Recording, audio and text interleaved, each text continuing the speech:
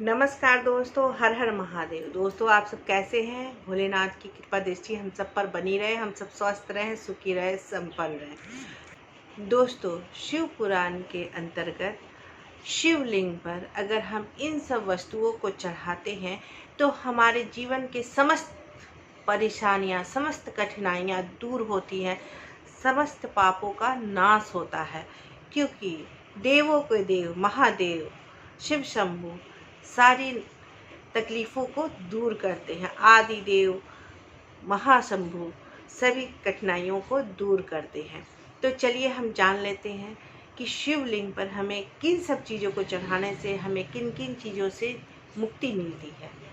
अगर शिवलिंग पर हम चावल चढ़ाते हैं, कच्चा चावल चढ़ाते हैं, चावल खंडित नहीं होना चाहिए, टूटा हुआ नहीं होना चाहिए। शिवलिंग पर अगर कच्चे चावल चढ़ाने से धन संपत्ति की प्राप्ति होती है, धन संपत्ति की कमी नहीं होती है। शिवलिंग पर अगर हम तिल चढ़ाते हैं, शिवलिंग पर तिल चढ़ाने से समस्त पापों का नाश होता है।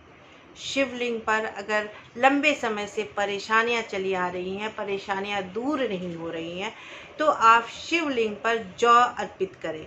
जौ अर्पित करने से शिव भगवान हर एक परेशानियों को दूर करते हैं। शिवलिंग पर अगर हम गेहूं अर्पित करते हैं तो हमें संतान सुख की प्राप्ति होती है।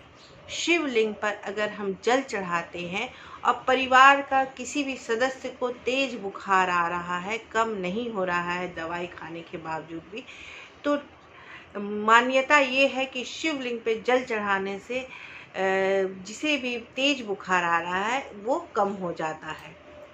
शिवलिंग पर अगर हम दूध में मिश्री मिला करके चढ़ाते हैं, चाहे चीनी मिला के चढ़ाते हैं, तो बच्चे का मस्तिष्क बहुत तेज होता है, बच्चों का दिमाग बहुत तेज होता है। शिवलिंग पर अगर हम गन्ने का रस चढ़ाते हैं तो हमें सांसारिक सुखों की प्राप्ति होती है। शिवलिंग पर अगर हम गंगा जल चढ़ाते हैं तो मनुष्य भौतिक सुखों के साथ साथ मोक्ष की प्राप्ति भी होती है इससे, अगर हम शिवलिंग पर गंगा जल चढ़ाते हैं तो। शिवलिंग पर अगर हम शहद अर्पित करते हैं तो हमें टीबी या मधुमेह जैसी समस्याओं से राहत मिलती है। शिवलिंग पर अगर हम दूध से बना हुआ घी चढ़ाते हैं, शुद्ध घी चढ़ाते हैं, तो शरीर में दुर्लभता जो आती है उससे मुक्ति मिलती है।